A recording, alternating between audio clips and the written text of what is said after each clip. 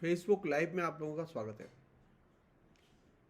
आज हम बातचीत करेंगे कि ये जो राष्ट्रीय स्वयंसेवक संघ है और इसका जो राजनीतिक संगठन है भारतीय जनता पार्टी, वो वैचारिक तौर पर, सांस्कृतिक तौर पर कैसे सारी चीज़ों को अस्त व्यस्त कर रहा है और एकदम क्योस, संस्कृति से लेके राजनीति तक, अर्थव्यवस्था से लेके धार्मिक व्यवस्था तक किस तरह से क्योस पैदा करने की कोशिश कर रहा है।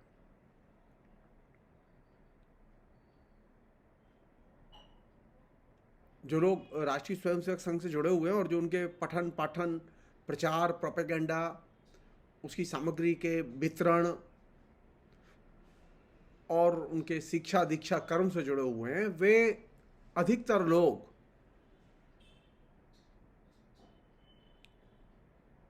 संस्कृति नाम की जो चीज़ है उससे उनका एक तरह से तीन तेरह का संबंध है।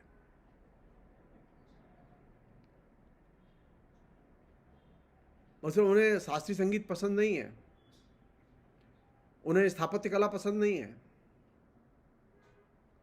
उन्हें ऐतिहासिक इमारतें पसंद नहीं है, उन्हें स्थापत्य पसंद नहीं है,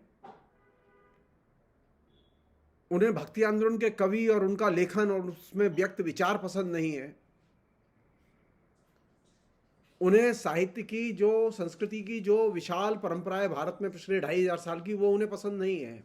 उनमें से वो किसी की भी हिमायत नहीं करते, वो सिर्फ राम जी के लिए और राम जी के लिए।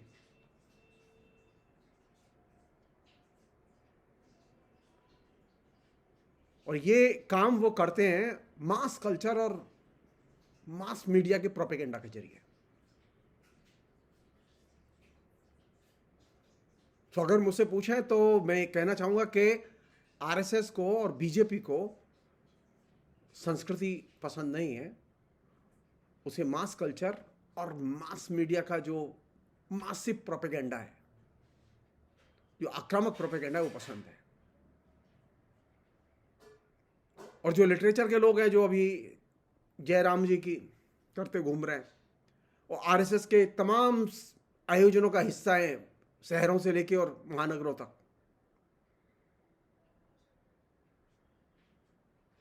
उनमें से अधिकतर लोगों का लेखन एकदम समसामयिक समाज और उसकी समस्याओं से रहित साहित्य के सृजन से जुड़ा हुआ है।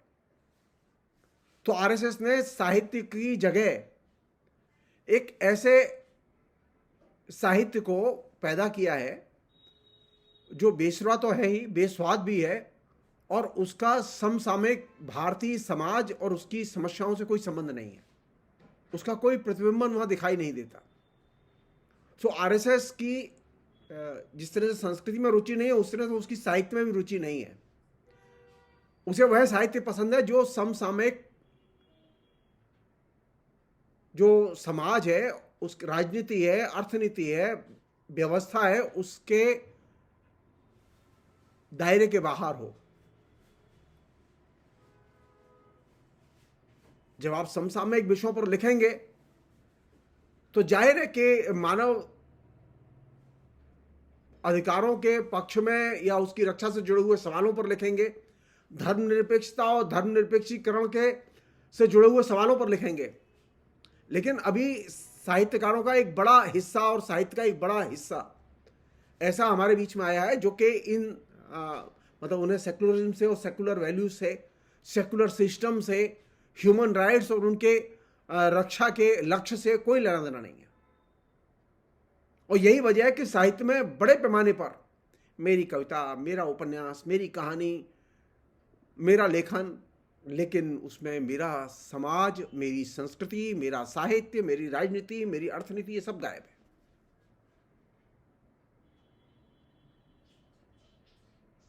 इसे हम लोग कहते हैं खाँटी संघी साहित्य।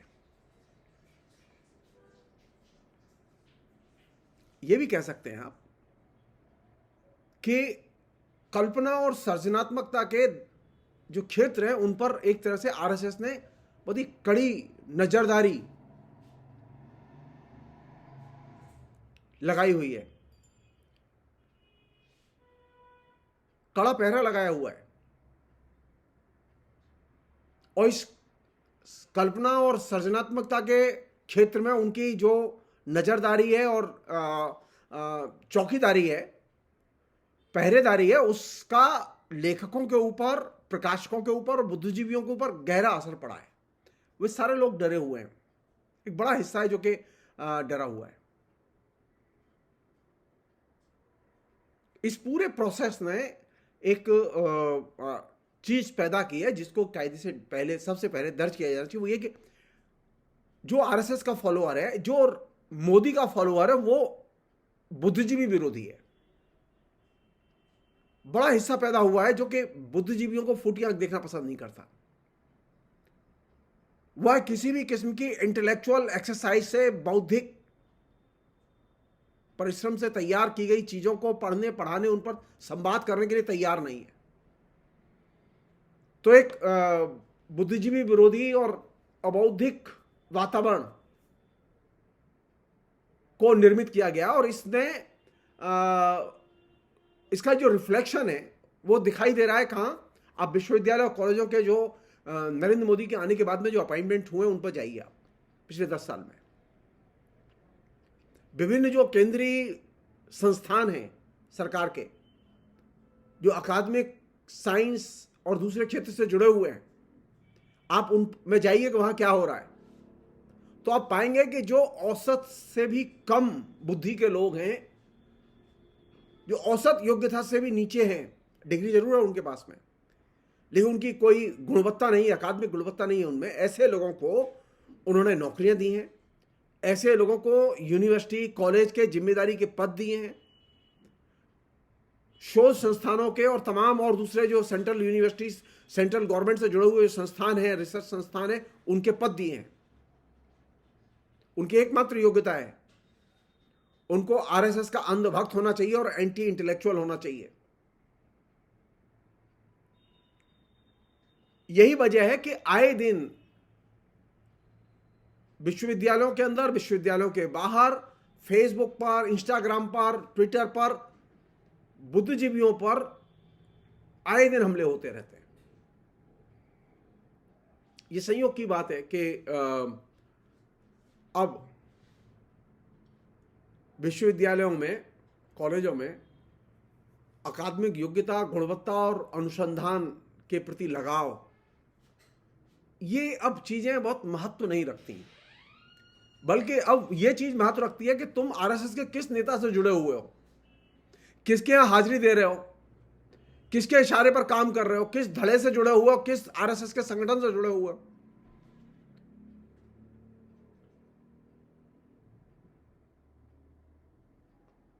यानी अब विश्वविद्यालय और कॉलेज की या रिसर्च ऑर्गेनाइजेशंस की नौकरी करने के लिए, वहां नौकरी हासिल करने के लिए, वहां एक सर्वोच्च पद पर जाने के लिए जो प्राथमिक योग्यता है और एकमात्र योग्यता है, वह क्या है?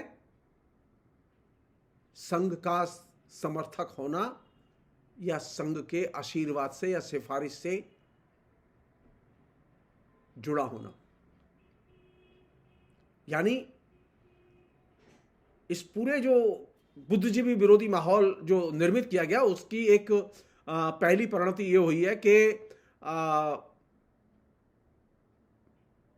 जो अति योग्य लोग हैं, जो पढ़े लिखे लोग हैं, जिनकी पढ़ने लिखने में रुचि है, उनको या तो नौकरी नहीं मिलती, या उनको पदोन्नति नहीं मिलती, या फिर उनको पीएचडी में दाखिले नहीं मिलते। और ये सारा काम किस आधार पर हो रहा है? संघ की विचारधारा की रोशनी में। इसे हम लोग कहते हैं बौद्धिक उत्पीड़न और वंचना। तो बौद्धिक उत्पीड़न और वंचना की जो मुहिम पिछले 10 साल में जो विकसित की गई, उस मुहिम ने पहला बड़ा लक्ष्य अर्जित किया है कि उसने हायर एजुकेशन को बुरी तरह से ध्वस्त कर दिया है।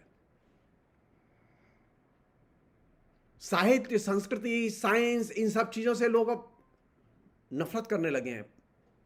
उन्हें आकर्षण की दृष्टि से नहीं देखते, प्रभावित नहीं होते। और संस्कृति का और संस्कृति के प्रति प्रेम का आलम क्या है, ये इसका एक उदाहरण दे रहा हूं मैं आपको, क्योंकि मैं मथुरा में रहता हूं, मथुरा मेरा घर है। मथुरा में पिछले 10 साल में किसी भी ब्रजभाषा के बड़े कवि को लेके न तो उसकी मूर्ति लगाई गई, न उसके बारे में कोई बड़ा काम किया गया, न ब्रजभाषा के उत्थान के लिए कोई काम किया गया। एक पैसा नहीं खर्च किया गया। उन्हें कृष्ण जी का मंदिर तो चाहिए, लेकिन ब्रजभाषा का साहित्य और ब्रजभाषा के लेखक नहीं चाहिए। कृष्ण जी को जनप्रिय बनाने में जिन लेखकों की भूमिका रही है, ब्रजभाषा के कवियों की, उनकी आपको पूरे ब्रज में कहीं मूर्ति नहीं मिलेगी, और जो मूर्ति लगी हुई है वो पहले की हैं।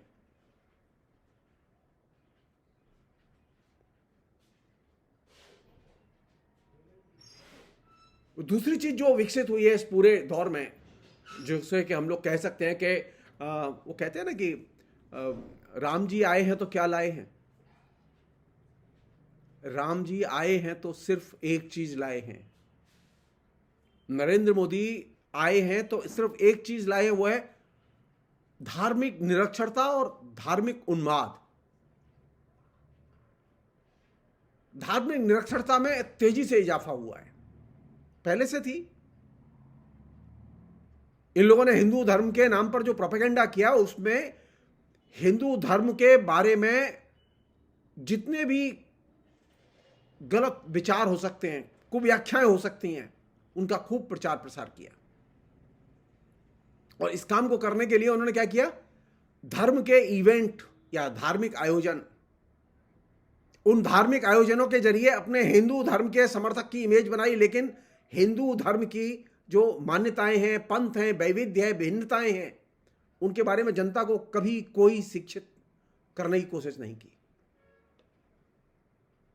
और ये जो जितने भी धार्मिक आयोजन इन्होंने किए, उन धार्मिक आयोजनों का मूल लक्ष्य ये था कि जनता का जो एक हिस्सा पिछले 75 साल में जो धर्मनिरपेक्ष संस्कृति के करीब आया है, धर्मनिरपेक्ष जीवन शैली के करीब आया, उस धर्मनिरपेक्ष संस्कृति, धर्मनिरपेक्ष जीवन शैली और धर्मनिरपेक्ष बुद्धिजीवियों के करीब आई हुई जनता को किस तरह से खींच के धर्मनिरक्षर जनता या भीड़ में शामिल किया जाए, और किस तरह से उसे धार्मिक आयोजनों का हिस्सा बना के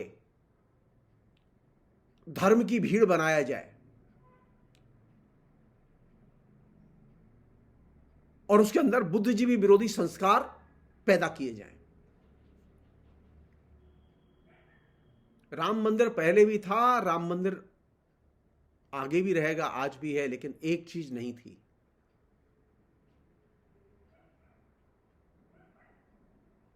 मंदिर की व्यवस्था मंदिर के लोग संभालते थे, सरकार का हस्तक्षेप नहीं था। देवालय की व्यवस्था उसके संचालक देखेंगे, उसमें राजनीतिक हस्तक्षेप नहीं होता था।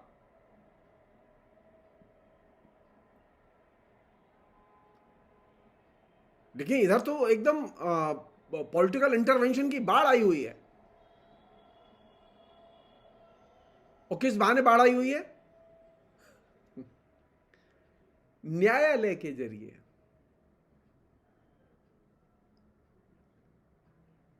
उन्मादी प्रोपेगेंडा के जरिए।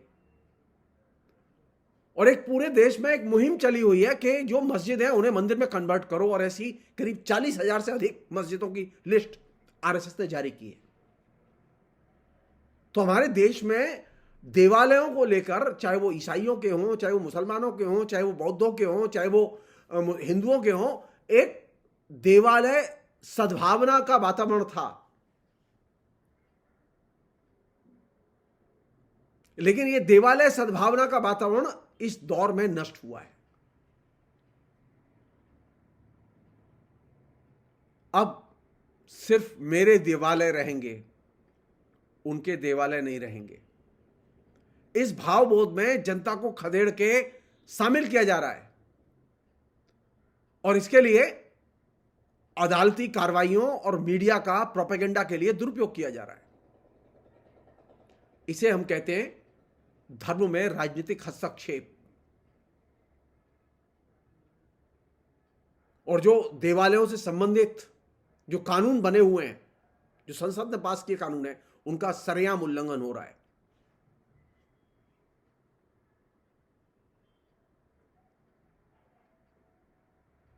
हमारे कानून बना हुआ है ये कि जो देवालय जिस रूप में है उसका स्वरूप और चरित्र बदला नहीं जा सकता, उसका एक कट ऑफ ईयर भी फिक्स है।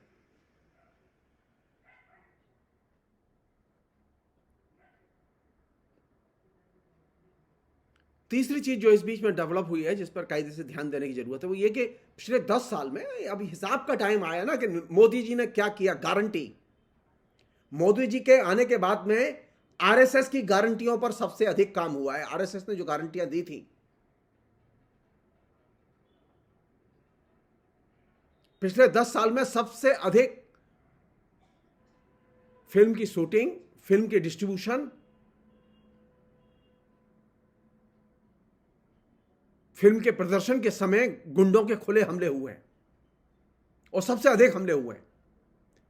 पिछले 10 साल में जितने हमले हुए हैं इतने हमले पिछले इसके पहले के वर्षों में नहीं हुए।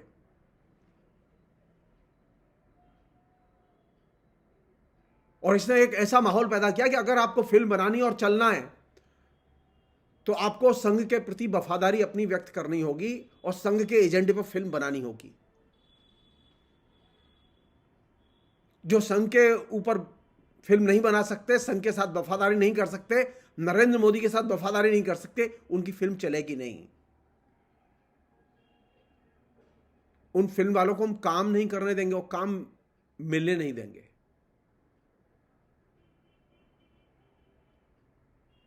तो फिल्म जगत में एक बड़ा वर्ग इस तरह का सामने आया हिंदी वाले में, जो कि मुंह बंद रखेंगे और दौलत कमाएंगे और संघ की जय जय करेंगे, मोदी की जय जय करेंगे और सिनेमा में जम के सांप्रदायिकता पेश करेंगे और अपने घर और बैंक बैलेंस सुरक्षित रखेंगे। ये एक नया फिल्मी परिदृश्य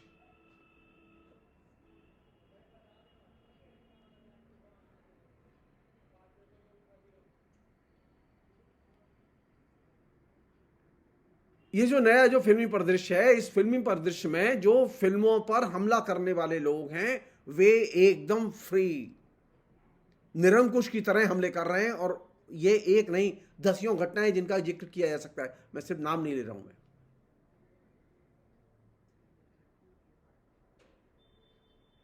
समस्या यह है कि फिल्म वाले लोग इस बात को रियलाइज क्यों नहीं करते कि यह अभिव्यक्ति की आजादी पर सीधे हमला है।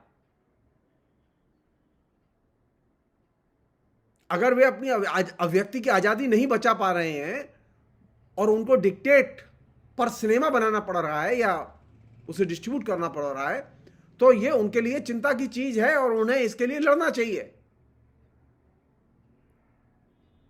क्योंकि अभिव्यक्ति की स्वतंत्रता और व्यापार की स्वतंत्रता मानव अधिकार का बुनियादी जो ढांचा है उसका ये बहुत महत्वपूर्ण एलिमेंट है। तो फिल्म जगत से जुड़े हुए लोगों को वो फिल्म स्क्रिप्ट राइटर हो सकते हैं, वो फिल्म एक्टर हो सकते हैं, वो फिल्म मेकर हो सकते हैं, तमाम किस्म के लोग हो सकते हैं फिल्म इंडस्ट्री में काम करते हैं। उन्हें ये बात तय करनी पड़ेगी कि जब देश में मानवाधिकारों पर हमले हो रहे हो तो वे बोलें।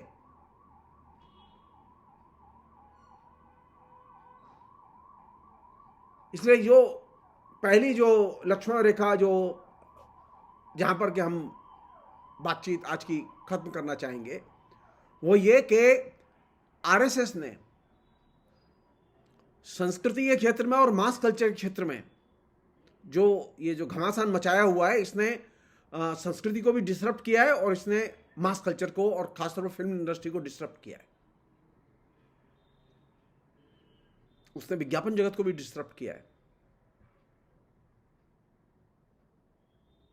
तो अगर मुझसे पूछें संस्कृति के क्षेत्र में और फिल्म इंडस्ट्री के क्षेत्र में नरेंद्र मोदी की देन क्या है,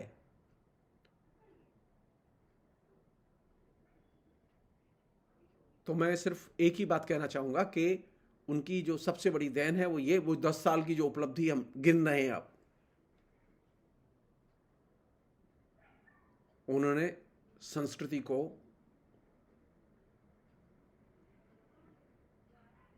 अभिव्यक्ति की आजादी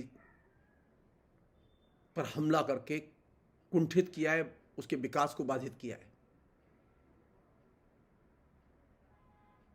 उन्होंने फिल्म इंडस्ट्री पर हमले करके विभिन्न विभिन्न किस्म से वो हमले हुए हैं। किसी एक एपिसोड में मैं डिटेल्स में उसकी बातें करूंगा मैं आपसे, लेकिन जो हमले हुए हैं वे हमले चिंता की चीज हैं। उससे मास कल्चर का प्रोडक्शन भी बाधित हुआ है।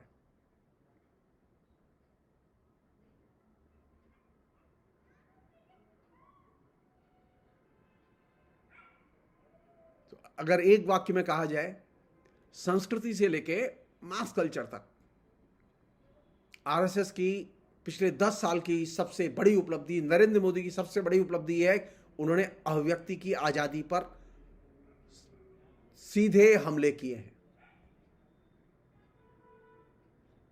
और ये लोकतंत्र में अक्षम्य अपराध है। बोलने की आजादी के नाम पर, लोकतंत्र की आजादी के नाम पर वोट लेकर आए थे, लेकिन उन्होंने बोलने की आजादी और अभिव्यक्ति की आजादी इन पर ही हमले किए।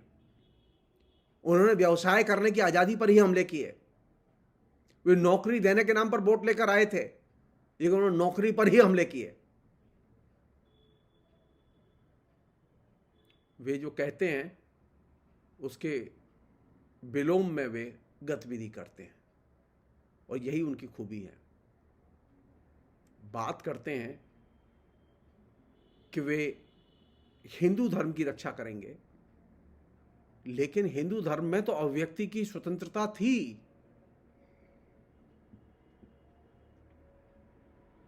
आप अभिव्यक्ति की स्वतंत्रता नहीं मानते। हिंदू धर्म में जहां जिन लोगों ने अभिव्यक्ति की स्वतंत्रता पर हमला किया, वहां उन लोगों का विरोध करने वाले लोग थे, चारवाक थे। आधुनिक युग में अंबेडकर थे। उन्होंने मनु के उन धारणाओं का जम के विरोध किया और मनुस्मृति के खिलाफ में जिहाद किया। तो हमारे यहां पुराने जमाने में भी भक्ति आंदोलन में उसके पहले अभिव्यक्ति की स्वतंत्रता के पक्षधर लेखक थे। उन्होंने कभी कंप्रोमाइज नहीं किया। उन्होंने उस समय भी कंप्रोमाइज नहीं किया जब अकबर का शासन था, बाबर का शासन था।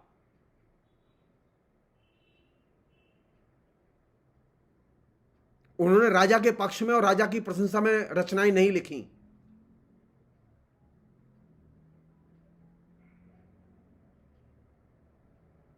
यह बात मैं इसलिए कह रहा हूं कि भारत की जो परंपरा रही है सिविलाइजेशन की, सभ्यता के विकास के क्रम की, उसमें अभिव्यक्ति की स्वतंत्रता बहुत महत्वपूर्ण तत्व है। और इस अभिव्यक्ति की स्वतंत्रता पर ही आरएसएस, बीजेपी और उनकी सरकारें विभिन्न तरीकों से हमले कर रही हैं और आम लोगों में संस्कृति के प्रति विद्वेष पैदा कर रही हैं, संस्कृति कर्मियों के प्रति विद्वेष पैदा कर रही हैं, धर्मनिरपेक्ष बुद्धिजीवियों के प्रति विद्वेष पैदा कर रही हैं और धर्मनिरपेक्षता एज ए मूल्य उसके प्रति विद्वेष पैदा कर रही हैं। और यह सबसे खतरनाक चीज है। फिलहाल इतना ही।